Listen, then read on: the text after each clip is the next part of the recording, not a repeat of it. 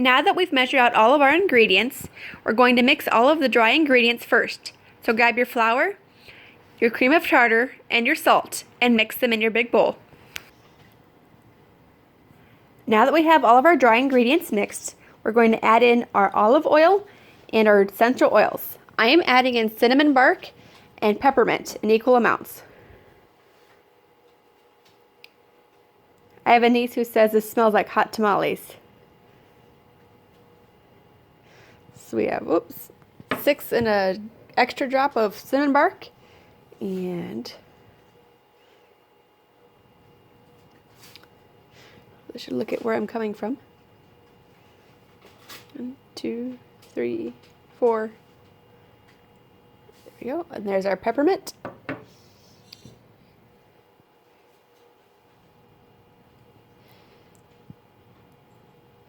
And our olive oil. Now here we're not going to mix. If you're adding food coloring, do this now and add in your boiling water. With the boiling water, we're going to go very slowly until all the ingredients are moistened. I did decide to add some red food coloring, and you mix that into your water before you add the water into the other ingredients. You mix it until they're mostly combined, about like this. Still have some thickness in there and some separation. Then you're going to get your hands dirty and go in, and you're going to knead your dough. You want to make sure everything is combined, but test the temperature before you just dive your hands in there. Now it's goopy, but as you keep kneading and get all those little bumps out, work in that flour, you're going to see it gets thicker. And so you're going to work it until it's no longer sticky.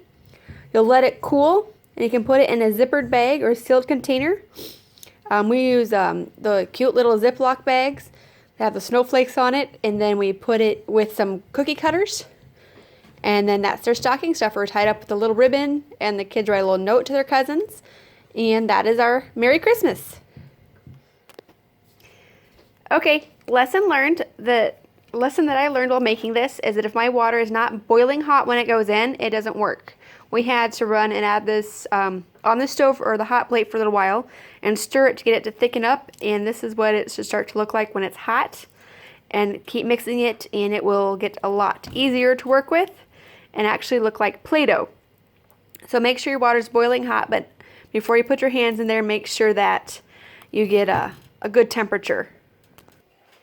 When you can start to do this with your Play-Doh and it's not sticking to you anymore, when your bowl's getting clean on the sides and your kneading is just, you're able to do this and have fun and not leave the residue, then your Play-Doh is ready to set aside and cool off.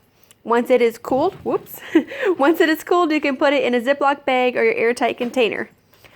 Other little tips that I learned while making this, working with peppermint and cinnamon bark, I have a little bit of a sensitivity to that, so maybe if I'm the one mixing with my hands, I would use other oils like lavender or Stress Away, or even orange and thieves. I like those together also.